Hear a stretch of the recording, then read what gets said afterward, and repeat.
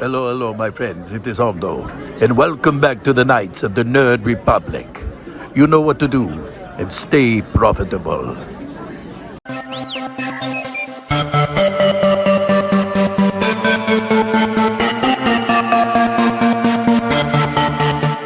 The Nerd Academy podcast is released weekly at 12 p.m. Eastern Standard Time, available on our website at www.thenerdacademypodcast.com and wherever you listen to podcasts. You can find the Nerd Academy podcast on Facebook, Twitter, Instagram, and YouTube. You can also help support the show by going to patreon.com/The Nerd Academy podcast, where every donation allows us to bring you more exciting content every week.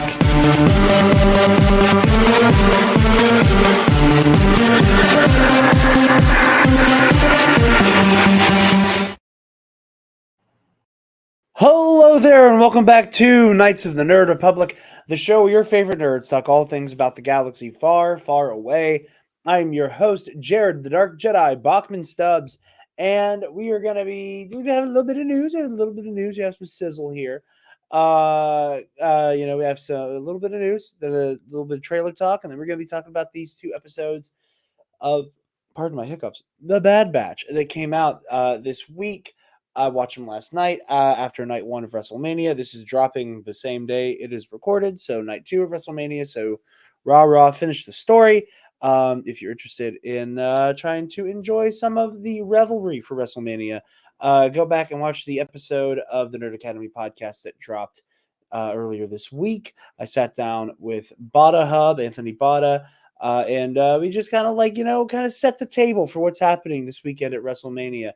So if you'd like to have a little bit of a primer so that you can watch the big event tonight, go back and watch that, get yourself primed up for it, and then tune in. But I am not alone for this fun little jaunt through the galaxy far, far away. Of course, no, I am joined by dear friend of the show, frequent guest, Mr. Trey Mitchell. What's up? Thanks for having me on. I am a semi-new Bad Batch fan. Yes. I think I got FOMO from everyone talking about this show, and then so I started to watch it. And it's not like my favorite Star Wars animated show, but I do like it a lot. It's definitely grown on me. And yeah, I'm excited to talk about that. Tales of the Empire, a Star Wars movie date. So Star Wars movies. It's exciting. Very exciting. And I'm very excited to talk to you because it was once you had caught up on Bad Batch, I was like, I need to make sure I get Trey on the show for this season. Because I was like, I guess I'm excited to hear the perspective of somebody who marathoned the first 2 seasons practically to get here and talk shop about the end of Bad Batch. So I'm very excited for that conversation. Of course, before we jump into our discussions, as always, a word from our lovely sponsors at Sunday's Bloody Mary. You guys know the drill. Sunday's Bloody Mary has the most badass Bloody Mary accoutrement in the galaxy, with their 3-time award-winning spicy Caesar mix, as well as their mild and traditional mixes if the spice ain't for you. And if you want to get your freak on and garnish that bad boy, you can pick up their award-winning pickled dilly beans, okra, and asparagus, and rim salt if you nasty. As I have said countless times before, as a former bartender who makes a mean Bloody Mary from scratch, Sunday's Bloody Mary is my favorite Bloody Mary mix. I don't use Bloody Mary mix. It's one of my bartending icks, I guess you could say. I don't like watching that bottle of Zing Zang come out of the drawer. But Sunday's Bloody Mary, built different, and I like it more than my own. So if you would like to experience the best Bloody Mary mix money can buy, go to the link in the description down below and use the code TNAP, TNAP at checkout to get 10% off your order and help out your favorite nerds while you do it. So, I bumped Trey and not the Sunday's Bloody Mary. I've been kicked. I will now be interviewing a bottle of vodka. First bit of news here. As we jump in, I think this is incredible. We have some release dates floating around now. Now this is tentative stuff. I don't necessarily know that any of this will hold fast time will tell. You know, a lot of this stuff is very fluid. Stuff gets moved around, so we will see. However, as of now, we have a release date for the Mandalorian and Grogu. Um, it will be in theaters in 2026. Um, it is. We get the date right here. Yeah, The Mandalorian Grogu, a cinematic spin-off of the hit Disney Plus series The Mandalorian, will open May 22nd, 2026. So this is exciting stuff. Now, is this the movie that is set to kind of be floating around at the same time as Avengers? Yeah, Yeah, that's what I I thought. think it's the same month. It is the same month. I think it's like 2 or 3 weeks apart. Um, time will tell, you know. I'm curious to see how this shakes out. I get nervous, truth be told, um, of teeing up such a huge movie with a movie that I think people are going in excited for. Like, I think people are good. I think people are more excited for the Mandalorian and Grogu than they are for Solo, and than they were for Solo. Just because the Mandalorian um, is so new. It has, you know, in its short time comparatively to like the concept of the character of Han Solo. In the short time that it's existed, we've gotten so much instant iconography between, you know, all of the cultural cachet of Grogu and the this is the way, and you know, like there is so much like baked into pop culture already, just from the brief time of 2019 to now, for the Mandalorian to really shine and get its moment in the sun. Um, I'm like more hopeful than I was about the Solo situation, but seeing a Star Wars movie have to contend with an Avengers movie does make me a little, just, it makes me a little nervous. You know, I know at the end of the day, the box office isn't that important aside from studios historically learn the wrong lessons from bad box office, and that freaks me out. That the idea of Star Wars movie making, or you know, the brave move of, okay, we've built these characters up in television, we think enough people have seen them in television to now put them on the big screen and tell these stories. And you know, I'm just afraid that the return of Star Wars to the silver screen might get a little muddled here if Mando and Grogu, you know, maybe get cannibalized by this would be Kang Dynasty or Secret Wars, right? Kang Dynasty, Yeah, because I think so. yeah, or whatever it's going to be called. I'm pretty sure it's going to be Kang Dynasty, but yeah, I'm a little trepidatious, but having a date fills me with so much joy. It like truly does. Just knowing that it's on the way. It's on the I way again. I think the difference between like Solo and Infinity War and this and whatever Avengers movie comes out is the time difference between the last Star Wars movie and then this Star Wars movie.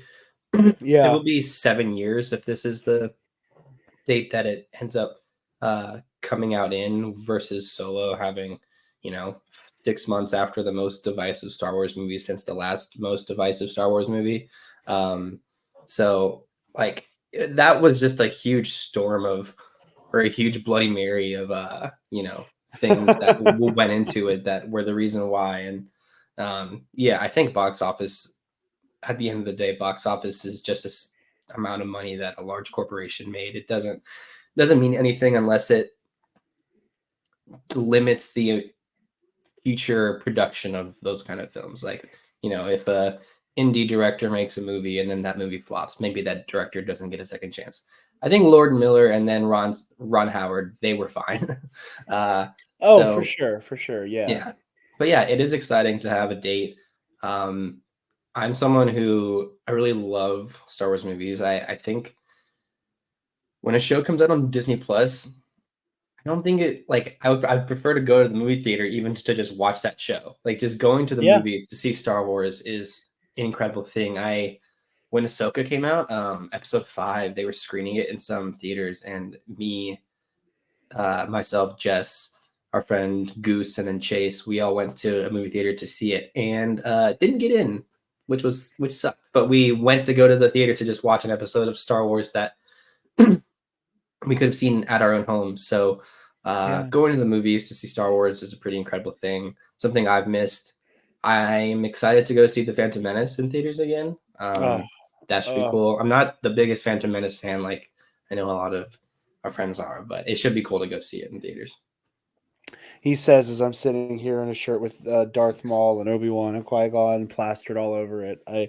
No, for sure. No, and I am very excited by that. Like, I think, if I had my druthers, I'd be seeing a Star Wars movie in the theater at least once a week. In an ideal world, that would be my case. However, I'm excited to go see the Spider-Man movies again in theaters. I have like 5 tickets. I am for the next really 5 hoping. weeks. I am really hoping I'm at least able to see some of my favorites. What would your 3 be? I have to pick 3. Yeah, you have to pick 3. So I want to make one thing clear. I think I can guess your 3. Okay, you guess my 3, and then I'll give my 3 of my explanation. Spider-Man 3, The Amazing Spider-Man, No Way Home. Okay, so Spider-Man 3, and then what were the other 2? The Amazing Spider-Man, and then No Way Home. You're almost there. I think I'm okay with skipping TASM. Okay. I like TASM a lot.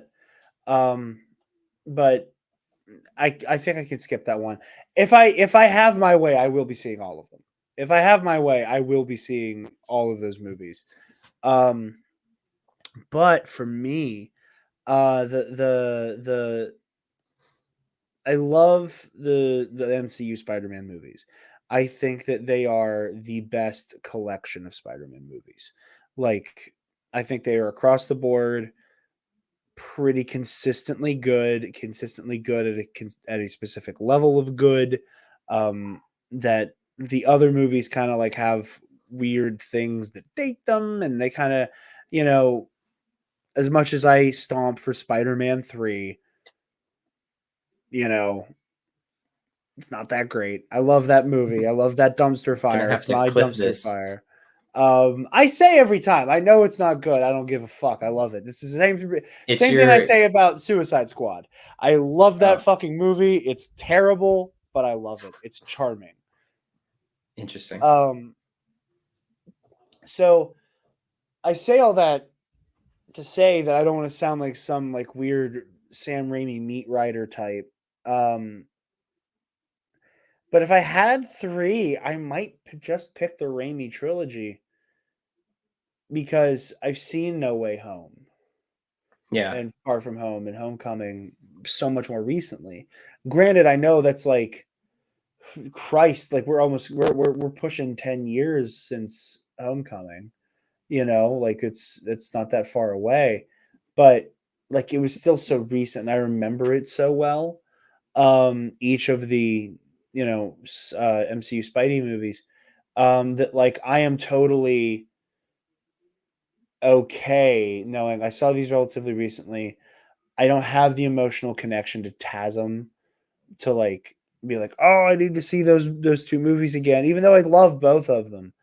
And I saw TASM 2 opening night and fucking thumped my chest for that movie for a very long time, the way that you do. But I just think that like I was a kid when I saw the Sam Raimi Spider-Man trilogy. So yeah. I think for me personally, there's an element of like I want to see this on a big screen with adult eyes. Yeah. Like I've seen TASM and the MCU Spider-Man Home trilogy like with at least adult enough eyes on a big screen that I could process it. I want to get a glimpse of this at the big screen. So at and again, like, I want to see Spider-Man 1 because it's foundational and I love Willem Dafoe's Green Goblin. I want to see Spider-Man 2 because Alfred Molina is Doc Ock. Like one of my favorite supervillains of all time is Dr. Octopus. So like that's a big pull for me. And Spider-Man 3 because like I think it's a really fucking fun movie that has some great shit baked into some bizarre stuff. But like to bring it back to the Star Wars of it all, I think that one of the moments I had where it occurred to me that I was like, man, like I need Star Wars back in the movie theater was as much as I hate to say it, whenever Rogue One was re-released ahead of Andor. And this is just a small amount of Andor slander to keep me going. And they have that preview of Andor right before Rogue One. And I remember going in there and watching that scene of Luthen and Cassian in like the barn or whatever while he's trying to escape Ferrix. And seeing that on the big screen, I was like, oh yeah, we're like missing like a core element of Star Wars still. Yeah. And again, I love the TV, and I truly like some of my favorite Star Wars stories have been from television, like Obi-Wan Kenobi. It's just like the Star Wars cinema experience is just so special. And seeing a Star Wars movie re-released is so powerful. And I think on some level, like there's like Rogue One, I think was a fascinating kind of case study because I saw that movie in theaters. I saw that movie like 6-7 times in theaters when it came out. So for me, it was, oh, cool. A Star Wars movie is back in the theater. I want to go rewatch it in a format I've seen it before. And that was fascinating. And then I saw Return of the Jedi in the theater for the first time last year. And that was a spiritual fucking experience because I've never seen that movie in the theater. So I'm excited for when The Phantom Menace comes out, that it's like, I have seen this movie in the theater. I saw it when it came out in 3D. But I was a kid. I was fucking 13 or whatever. And 13 or 14. And that was like, they think this is cool, I'm there for it. But like getting to, as an adult who has developed this deep connection to Phantom Menace, seeing that in the theater, I think is just going to melt my brain, So like, and it's these, so far what we've been getting in these recontextualized, instances of returning to movies, returning to stories that we already know and love in the theater. I am excited to finally just get a new story, a new Star Wars story, and to look up and for the first time see a long time ago in a galaxy far, far away, knowing that I don't know what comes after those words. And just and just that excitement and that just elation, the almost euphoric, at least for me, moment of like, no, I don't know what's about to happen, but it's fucking Star Wars. That is what I cannot wait for. One of my favorite pictures, videos of me is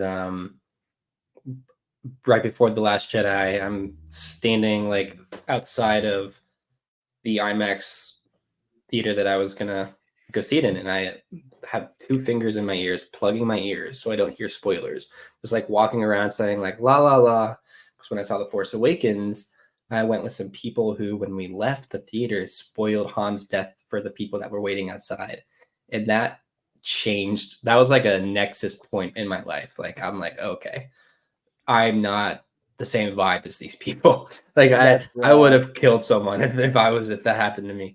And it kind of did, because like Han's death, I think, that was kind of going around online in 2015. Yeah. But no, it's extremely exciting. I love going to the movies. I have AMC A-list. I just prefer to go to the movie theater to see a movie. It's incredible. So Yeah, I think of all the upcoming Star Wars movies, this is the one I'm probably least excited for, but it'll still be fun, and I'm sure I'll be very excited once it comes out. Yeah, I think that I don't know if I would say the least excited for me. Like it's I guess it is one I'm least excited for, but by virtue of the other ones having already hooked my interest in a different way. Like two of these movies are about Jedi. So that already takes it to another level of excitement. You know, Yeah, it's the difference between Skywalker Saga and Rogue One and Solo, where it's like these are cool. I like these. This is integral Star Wars storytelling. This is about the Force. it's So not your flavor. it's Yeah, my yeah. I'm Jedi Sith Force guy. But again, Rogue One and Solo, love them. So like that cranks it up for me.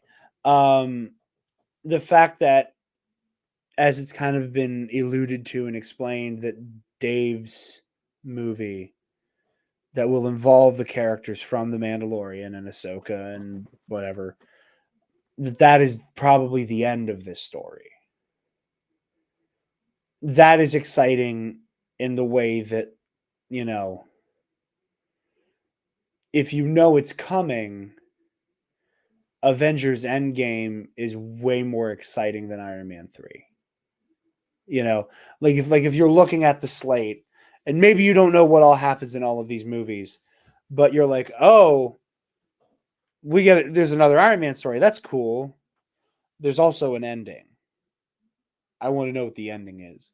So I think by that virtue, like it does kind of rank last, but I'm also just, you know, bouncing with excitement. You had the fucking misfortune of being in a group chat with me the day the story broke that this movie was going to exist. And I think I just sent several minute long voice messages just reiterating the fact that I was excited. yeah. Which is off to happen when you're in a group chat with me. Sorry. Um, but yeah, so this is very exciting stuff. Will they stick to this date? Only time will tell. Um, but yeah, Mando and Grogu is it's happening. It's on its way. Hopping into our other bit of discussion before we start talking Bad Batch. Trey, we all kind of thought Tales of the Jedi season 2 would be a thing. And then they kind of pulled the rug out from under us and went, "Oh no, no, no, no. You're getting a second season of Tales." What you don't Tails. realize, what you don't realize is that is Tales of the is the title, and every season you get a subtitle, and that is who the tales are of. So we got Tales of the Empire trailer this week, and I'm very excited by this. Trey, how are you feeling? Yeah, I was shocked. Tales of the Jedi is I rewatched the Dooku, or at least the first few episodes of the Dooku arc. And it's really, really good stuff. You and I have kind of talked about this separately and are in the same opinion of I don't think that show needed the Ahsoka arc per se, but the Dooku one is like very meaty, very good. And so going off of that, I think definitely was excited for more of this. I think Tales of the Empire looks pretty cool. Um, I I think there is a universe in which the Clone Wars style animation gets kind of boring, but this isn't. It's like the Clone Wars style animation, but work like they advance it. Like it's kind of its own thing versus what it Yeah, was when the show came out. Like it's it is their incredible. jaws aren't as rigid and stuff. They've like tweaked it, you know. Yeah, I mean, it is the difference between watching an episode. Like it's funny, and I'll bring this back up in a minute. Like I'm going back and watching the Clone Wars with my girlfriend Taylor, and you know we're like 75% through the show basically. We're using a friend of the show, Jerry the Cannon Junkie from Bombad Cast, like essential watching order. Um, and it's been a phenomenal time. But let me tell you, having watched the Bad Batch, which is as of now, at least until Tales of the Empire comes out, the zenith of what the kind of homebrew Star Wars animation art style looks like. Going back to season 1 of the Clone Wars, it is such a culture shock of like how much this animation improves. Like it gets better every season. But going from Bad Batch, which is the best looking fucking Star Wars animation we've ever had, and looking at like Clone Wars season 1 with like Anakin's scary hair and Obi-Wan's like beard that looks like it's like broken up into slices. You know, it's Yeah. it is a wild far cry. And this trailer offers up something that I'm very excited about, and that's seeing some certain characters in this art style. But I'll let you keep talking. Yeah, I am really excited for the Barriss arc. Uh-huh. I love that we're getting more of the Grand Inquisitor, my guy, my Dude, we both love Grand egg-shaped Inquisitor head. so much. Yeah. He's great. I mean, I've like Rebels was like my favorite Star Wars thing, Oh yeah. and so like I think he might have even had this. Like in 2015, I got this giant Grand Inquisitor. Like it was like a toy, but it was like an action figure, and I've had that in my bedroom for like several years until I like donated it when my family moved. So seeing him was cool. I've been a big fan of his. But yeah, I think everyone has wondered what happened to Barriss. It seemed as if she probably became an Inquisitor, and then you see after the trailer came out, I saw the screen cap of the Clone Wars when the they're I think the Temple Guards, right? That's what the Grand Inquisitor was. Is that Yeah, he's he was a former he's Temple Guard. carrying her out, like, and I'm like, oh, okay, because that was the Grand Inquisitor before, and like he's escorting Barriss outside or going to prison. I'm like, oh, that's probably how she ended up with him. Is he was one of the people who was kind of escorting her away to prison, then, so he probably knew her. So that arc is really fascinating. Like Barriss has a connection to Ahsoka, who has the connection to Anakin. So when in the trailer, it's like present your new master, and Vader walks out. Really interested to see like how he reacts to Barriss, because she represents a former life for him and a former very much inflection point on who he was in his journey and becoming Darth Vader. Ahsoka leaving the Order is a huge deal in my opinion. So it'll be interesting to see how Darth Vader reacts to like seeing Varys, as if like Anakin comes out a little bit. So that looks really cool, and I like the seeing the Inquisitorius. All of that is pretty cool. Morgan Elsbeth, I don't really have much of an opinion on her as a character.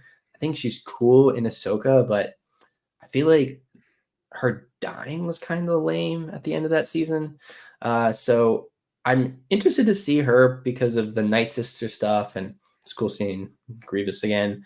But I don't really have much of a I don't have an opinion on her as a character. So it'll be interesting to go back, and she's drawn in that new animation, which is interesting. But yeah, it seems like we get multiple eras of her life, all up to probably when Ahsoka, or I guess it was Mando season 2, when she's at that outpost area. So it looked really cool, and seeing Thrawn was cool. Hearing Lars again in animated form was cool for me. So I think it looks really interesting. This trailer made me. I tweeted out afterwards. I was like, Star Wars should really make like hour and a half, 2 hour animated films, that like look like this, because I've always said that I think Star Wars works best in animation. As someone who likes Rebels the most, and I think in a world of fantasy space opera, sometimes animation things just look better than maybe they do on blue screen, because it's like you're not blending real things with fake things. It's like all animation, and you can just do whatever you want. So I love when new Star Wars animation's coming out. I hope people like this and more people gravitate towards it, and it's not just like for kids, So it's exciting, and I'm really looking forward to it on May 4th. Absolutely. I mean, I think one of the things that I am, very deeply excited about is again like seeing some of these characters in the updated art style. I remember whenever Clone Wars season 7 was coming out and we got this updated character model for Grievous that was like only in a scene A or two. shot. Like he was like maybe just the one shot that is like a one for one recreation of like the "What's the situation, Captain?" Yeah. like bit in Sith, and that's all we got from Grievous. And then we got like a little bit of like Obi-Wan and Anakin fighting the Magna Guards on the bridge of the Invisible Hand, which is Count Dooku's capital ship that served in the Battle of Coruscant. Nice. For anyone who didn't know, I didn't intend on doing that, but then I realized I was about to say it, so sorry. Hey man, I make fun of you. You can do it. I earned one invisible Yeah. hand joke. But no, so like it's like you get these brief moments. So and people were like, we're gonna have to see Grievous again, logically, because like there's no way they put that amount of effort into updating his character model, and here we are. So I'm excited to see this updated version of Grievous. I am very excited to see this updated this version of Thrawn in the Clone Wars animation style. And I think that I understand that people don't love the animation and the art style in Rebels. I've never really had an opinion on that. But It's hit or seeing miss with some characters. seeing Thrawn in TCW style kind of pilled me on. I don't know if I really like the Rebels art style that much now that I think about it, because just seeing Thrawn, the blue looks a lot more like I don't know, like he just looks better. His forehead in the Rebels art is the weirdest thing. He has like Yes, bumps coming yes, out of it. Like it's the he's like weird doesn't look head human. lumps. I still Um, yeah, I mean, I think my favorite thing about the Rebels art is just the thin lightsabers. I've always really liked that. I can take or leave the thin lightsabers, but I respect that. I respect the hell out of it.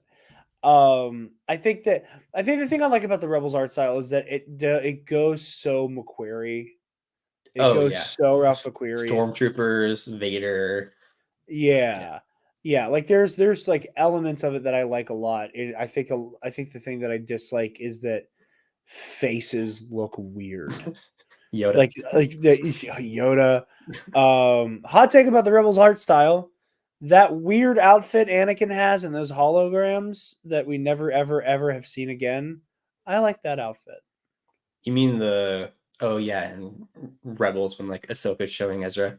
Yeah, and Yeah. he has like a chest plate, a His little head neck looks garrote. really yeah, it's like his head looks I think Kenobi looks good in the Rebels art style, but I didn't think Anakin did.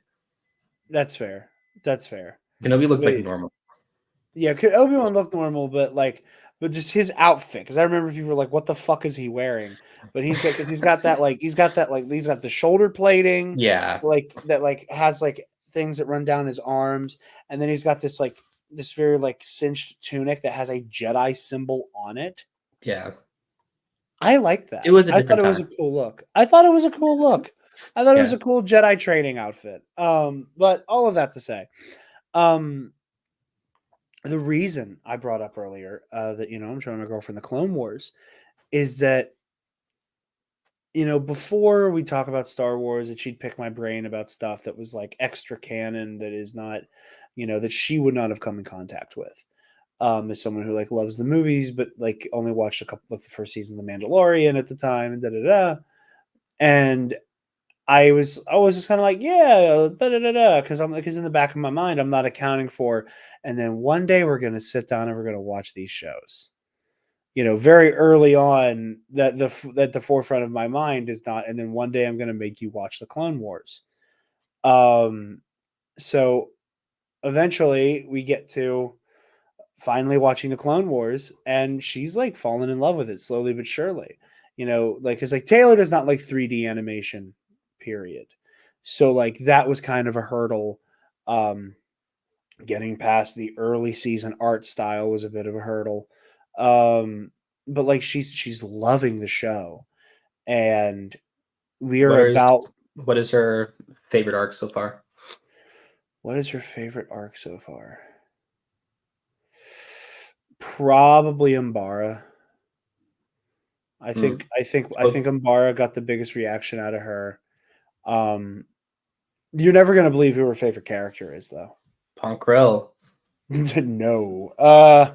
I got to watch in the year of our Lord 2024, I got to watch a Star Wars fan get radicalized by Ponkrell in real time. Like I got to watch her be like I got to watch the path of, man, he's a prick, but like I don't he's like he's an ass. I get why people don't like him, but whatever.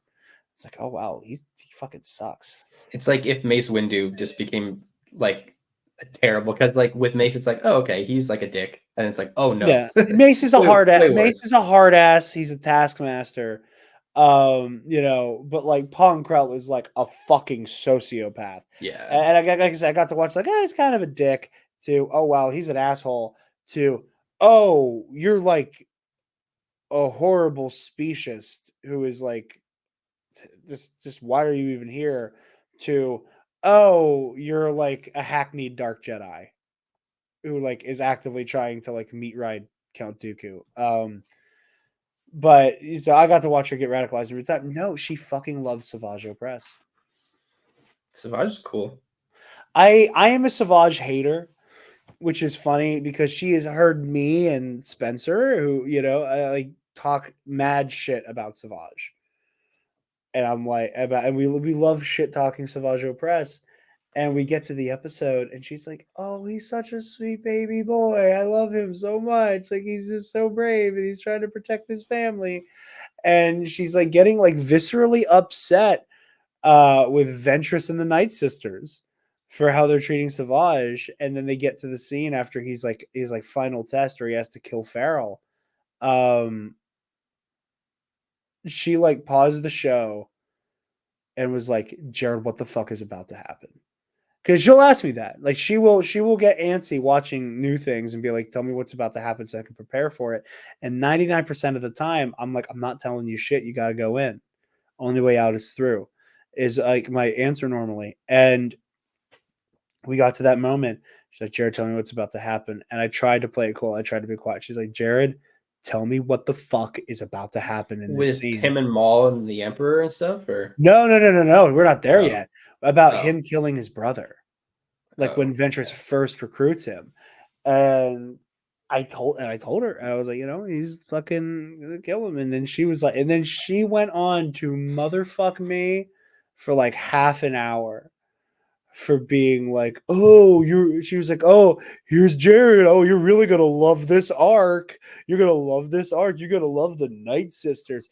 These bitches are evil. What the fuck is going on? Her torturing this poor guy. He's a little fucking baby." By the end of the episode, she hated Asajj Ventress, hated the Night Sisters, hated Count Dooku.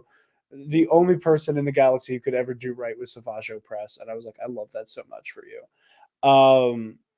But like I said, we're about to watch Massacre, like when the Separatists lay waste to the Night Sisters, and but we, but this trailer comes out, and I text her. I'm like, "There's a trailer out for a new Star Wars show. Don't watch it. Do not watch it, because she does not know about Barriss, and she does not know. Like all she knows is that like Ahsoka leaves the Order." And that in Yeah, some way she got screwed over by the council. She does not know any other details than that, at least to my knowledge. So I was like, don't watch a trailer. Don't watch a trailer. Because one of the biggest reactions she's had watching the show has been the second battle of Geonosis, where she got viscerally angry at the way Luminara was like, "Hey, we might have to cut our losses here," and really loved the friendship between Barra Sophie and Ahsoka. And I was like, oh, okay, cool.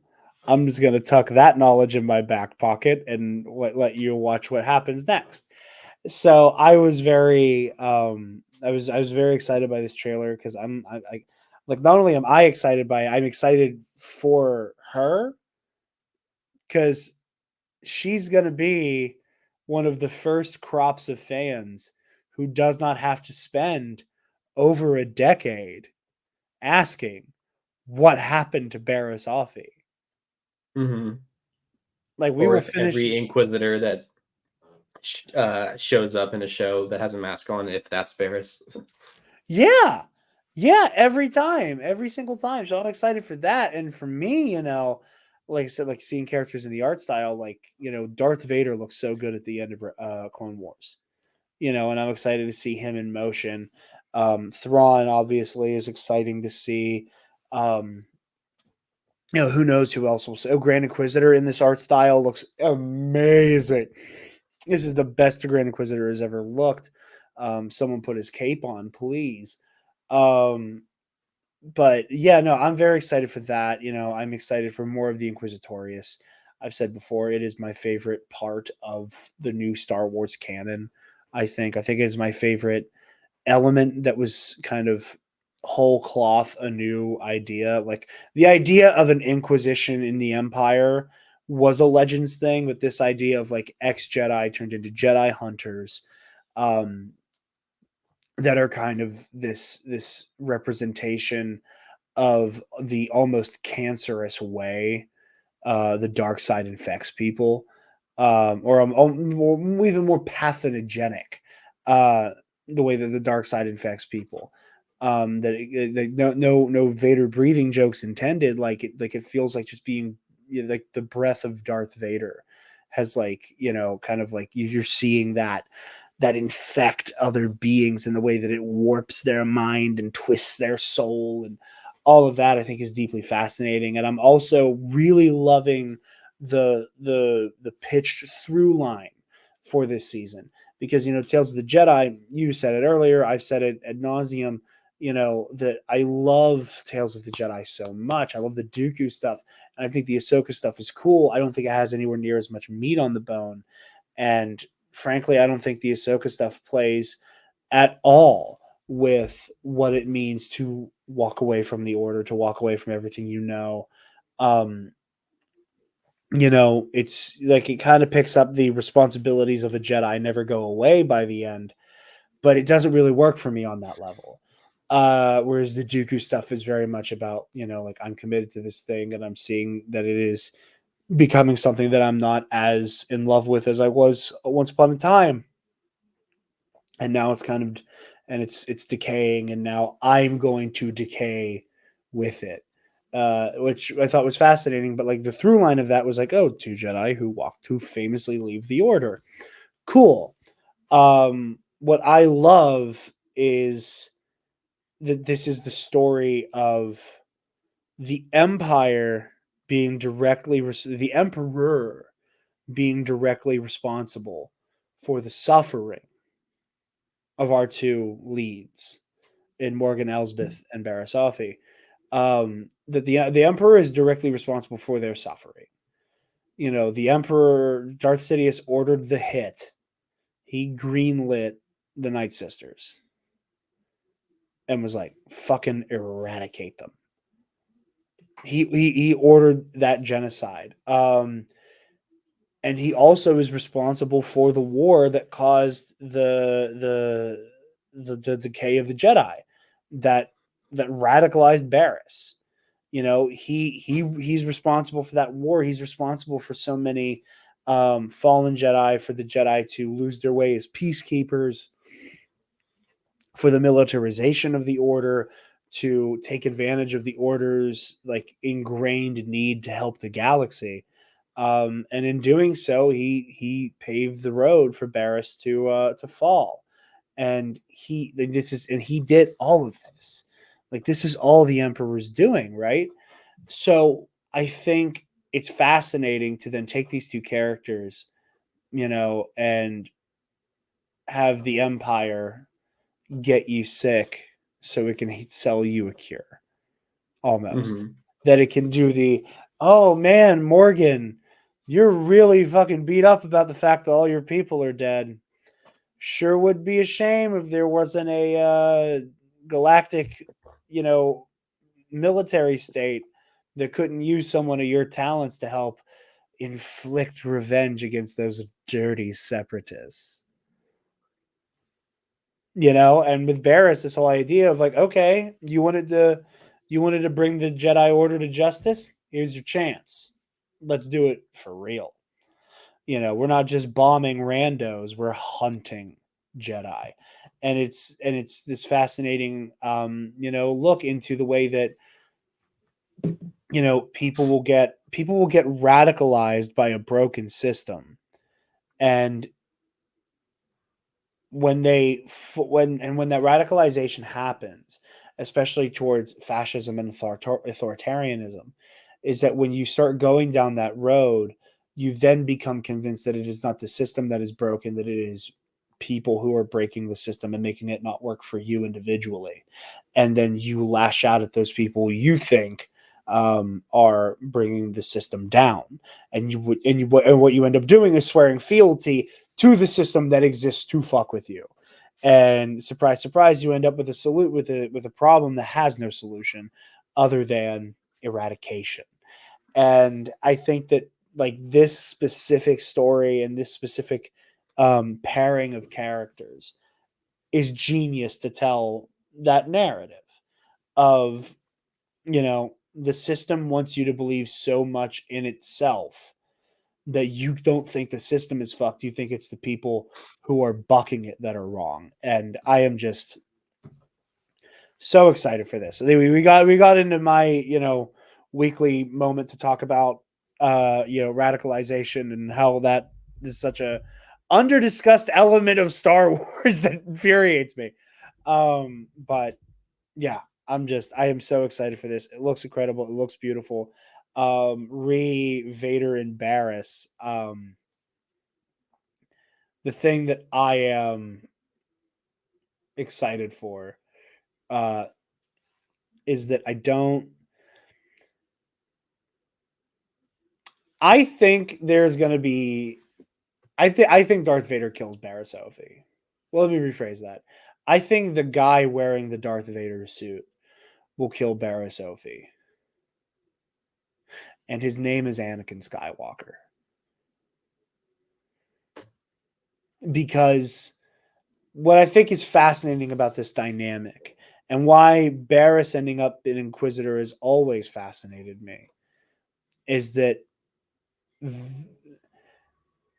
Anakin at this point has shattered every law, every social moray, like everything. He has made justifications for just killing dozens of children. This is an Anakin Skywalker who has fully sullied his soul to the point of, at least in his mind, no return. And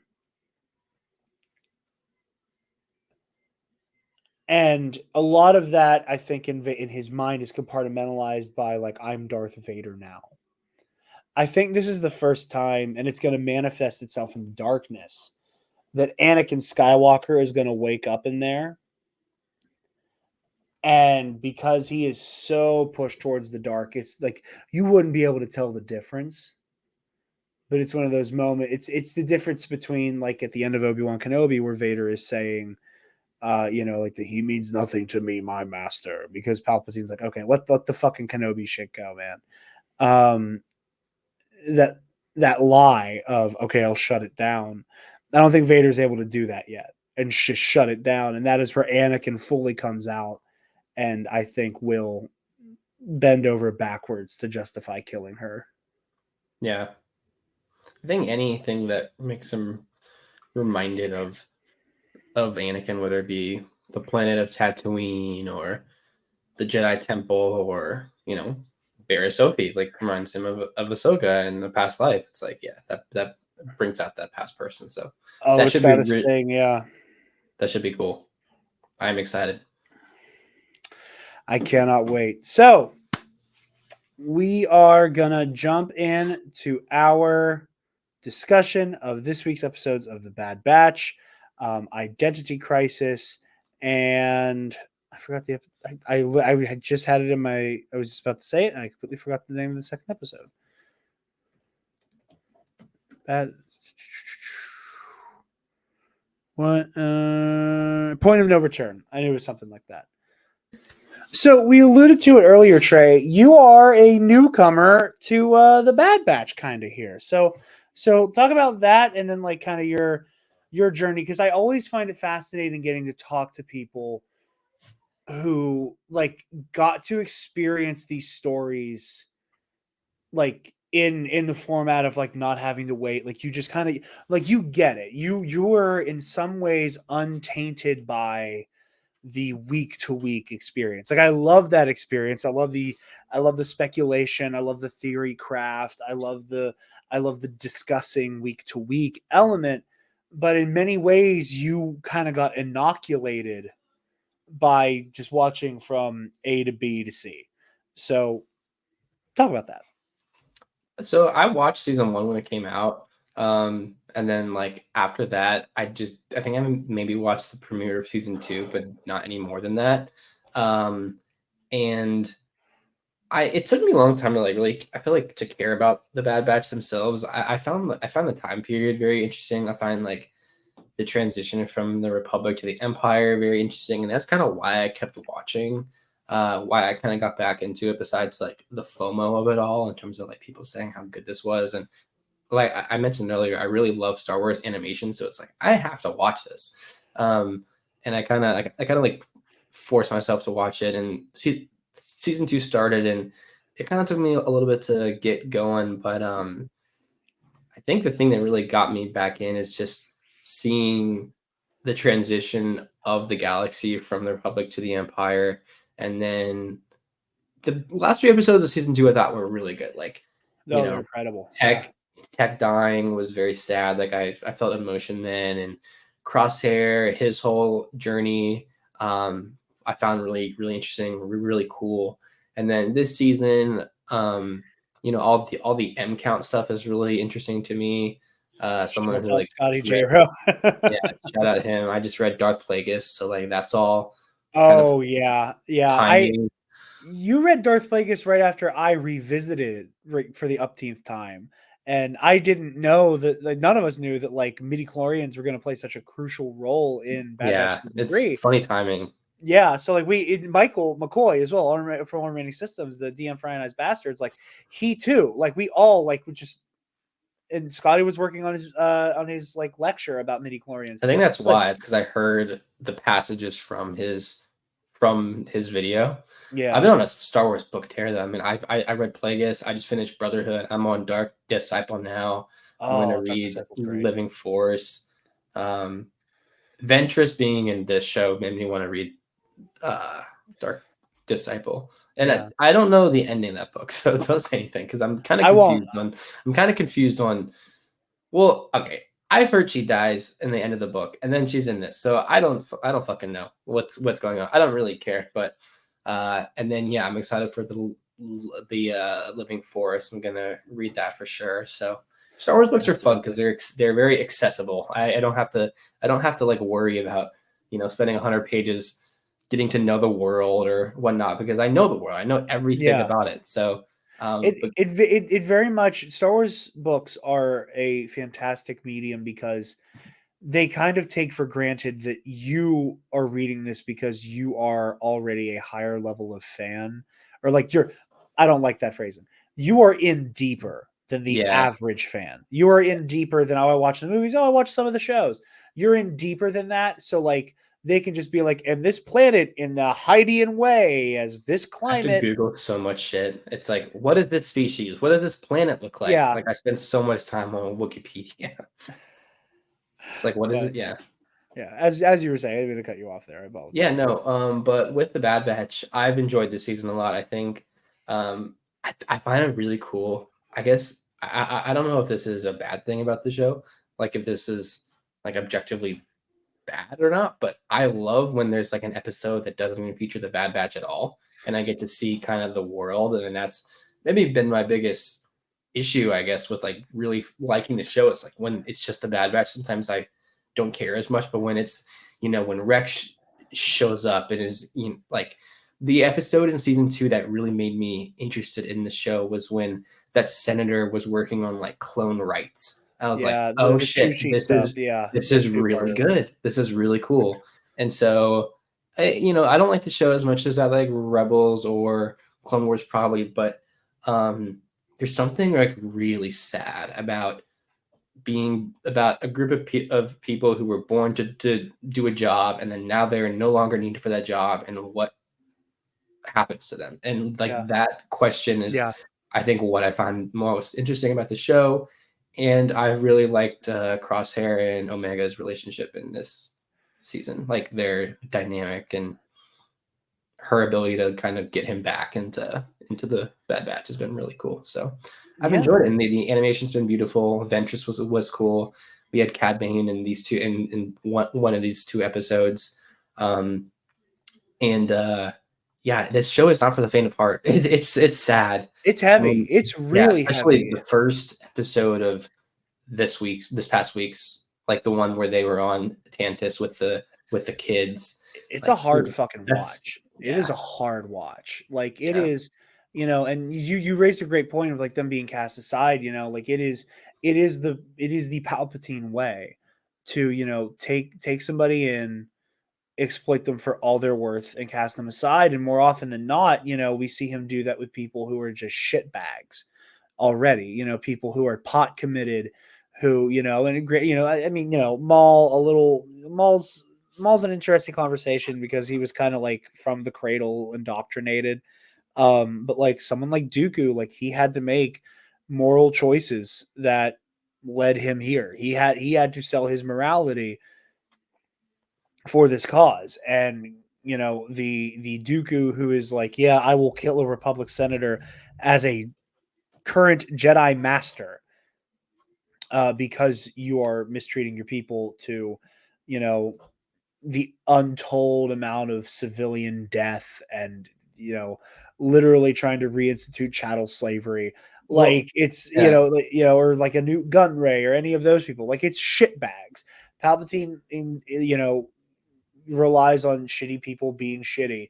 But with the clones, like you have these millions upon millions of blameless victims who are abused in this way. And then you see it, come down to an even more innocent group of people with these fucking kids.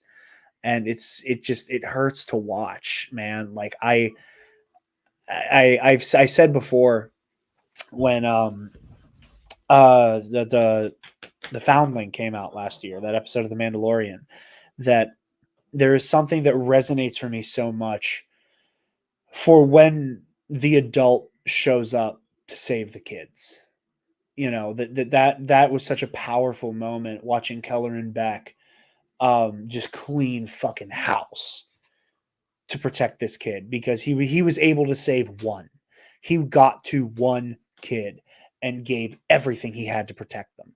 It's like one of my favorite moments. Again, like we're not going to get into all that, but like I used to be a big Harry Potter guy for obvious reasons. I'm not these days, but like one of my favorite little moments in the movies is that bit when Dumbledore is facing off with Voldemort in the Ministry of Magic, and when Harry tries to get up and get back in the fight, and Dumbledore just like pushes him back away. He's like, no, like I got this kid.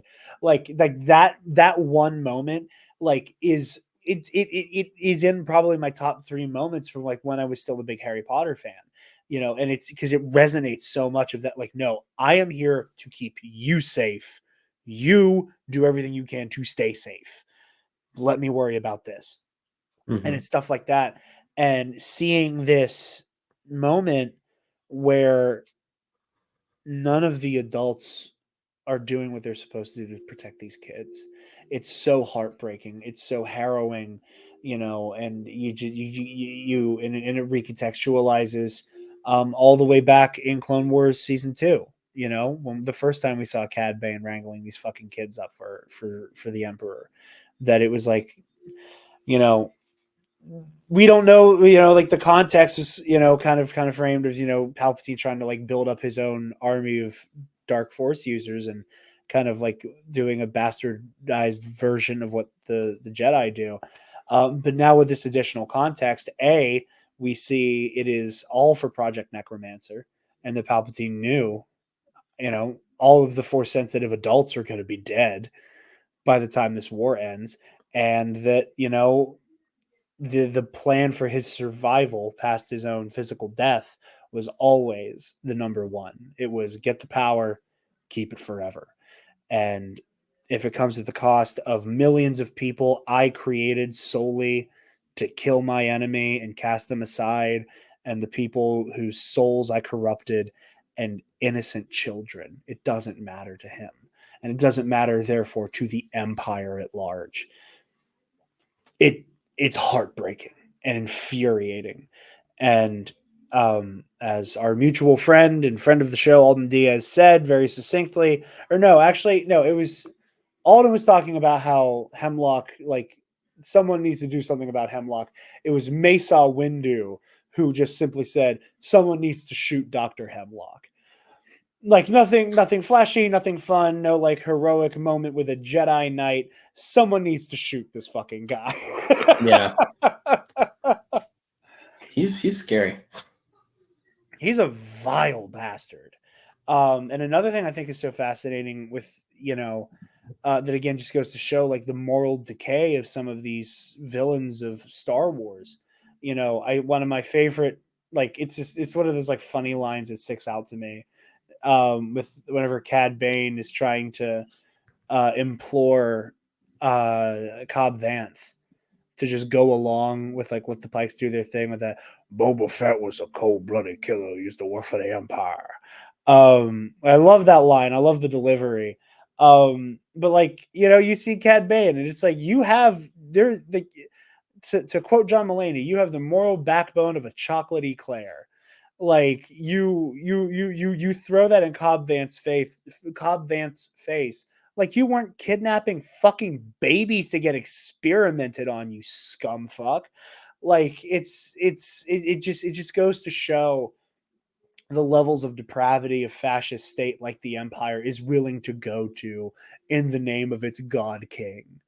Yeah. Which it's real shit. It's again like that. It's real shit. Like the premise of the Bad Batch is rooted in some of the pulpiest elements of Star Wars, like this clone army, like and it's all of this stuff. And here's this like batshit crazy conspiracy that the clones exist to carry out. But like, and it's so pulpy and it's so over the top and it's so like 1950s sci-fi.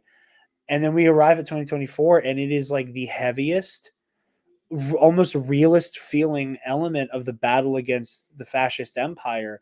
That is like, in terms of that verisimilitude, like it's like it's Andor level of like, this is what it's like to deal with an oppressive force that just wants to fucking kill you if it has to survive and progenerate itself.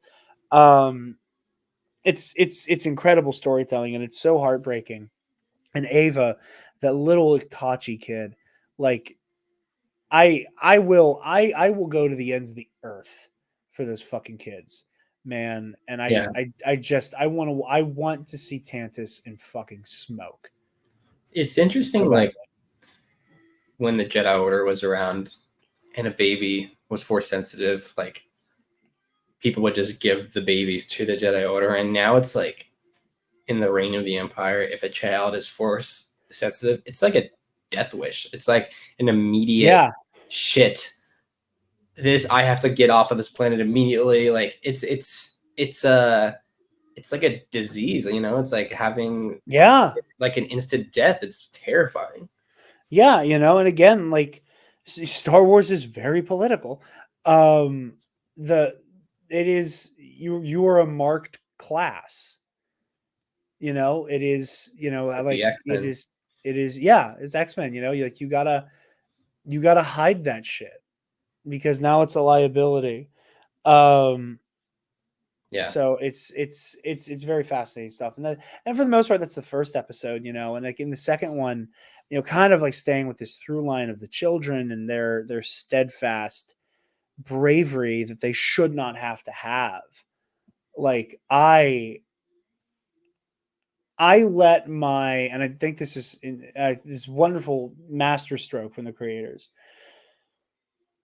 I let my belief in Star Wars storytelling kind of gaslight myself into thinking that everything was going to be okay.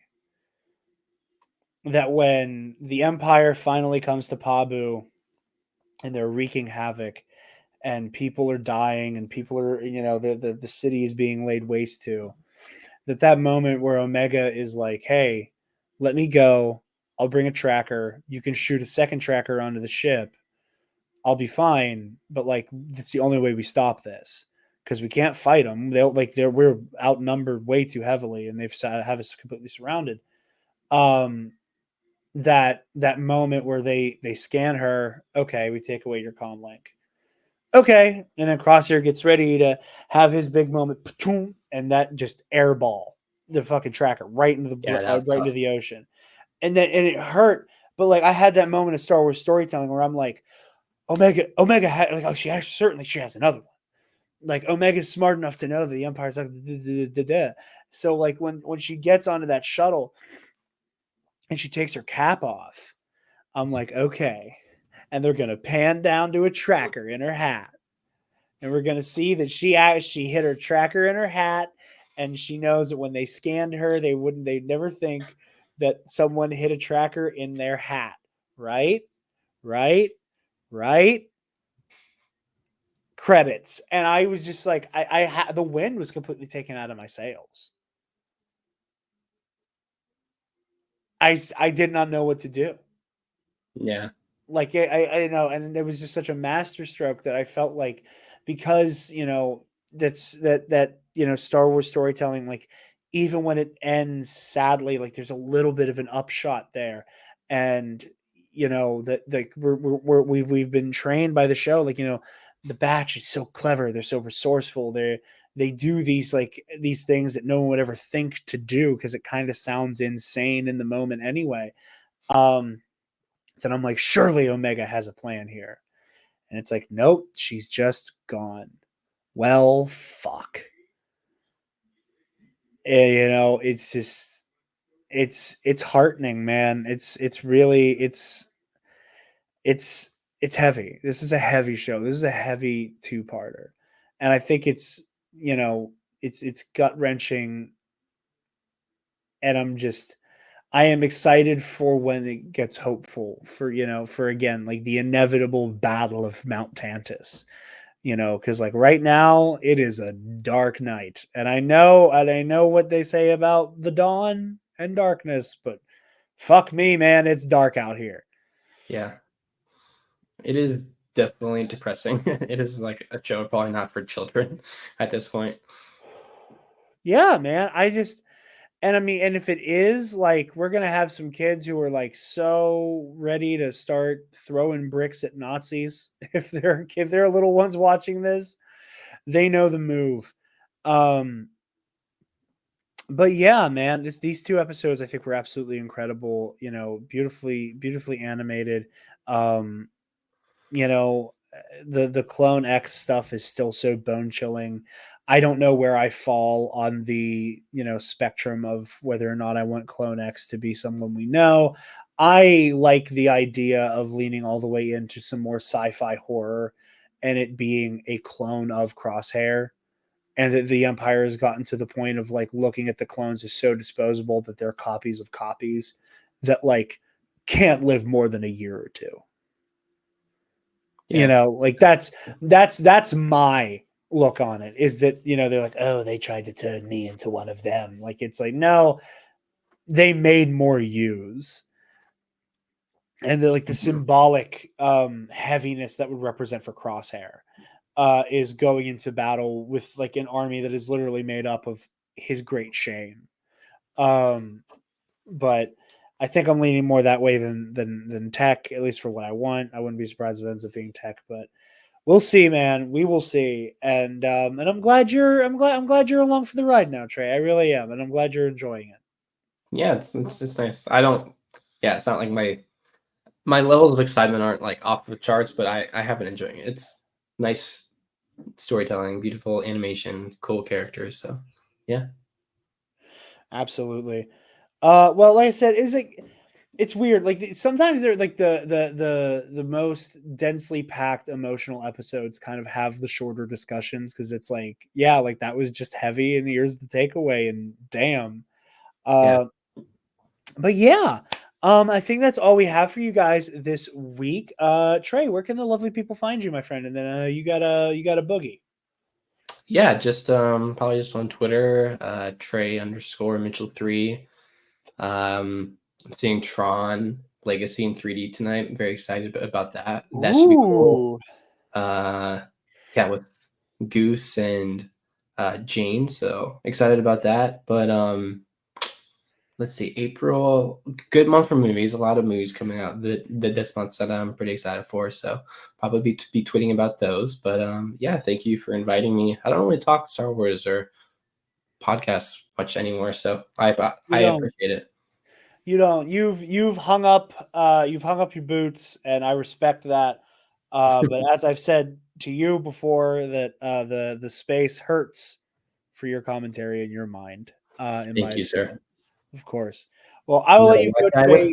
podcast. Huh? I said another white guy with podcast. But yeah, thank you very much, Trey. I hope you have a good rest of your day, and then I will do all the outro stuff. So you have a good one, my friend. Sounds good. Thanks. Of course. Later. Yeah, like I said, follow Trey at the Treyinator on Twitter. One of my best friends, just dear sweetheart. Love working with him. Yeah. You guys can find me on Twitter and Instagram at Dark Jedi 2552, and you can find the Nerd Academy podcast on Facebook, Twitter, Instagram, TikTok, YouTube, and wherever you get podcasts, as well as our website, the nerdacademypodcast.com, where if you want, you can get some TNAP merch by clicking that student store link. T-shirtpublic.com. And if you're feeling generous, you can help us out by chucking a buck to our Patreon. Hey, give me $1. Speaking of our patrons, thank you to our $10 alumnus, Keandre Lloyd. Colin Provolone. Sir. So good.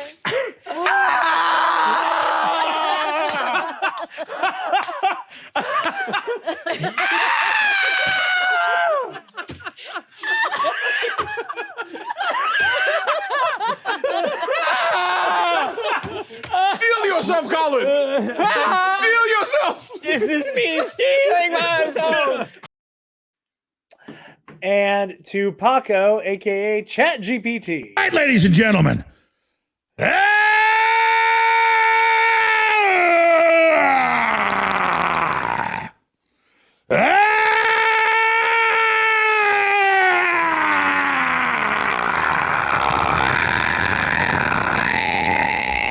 From the front lines of the information war, it's Alex Jones.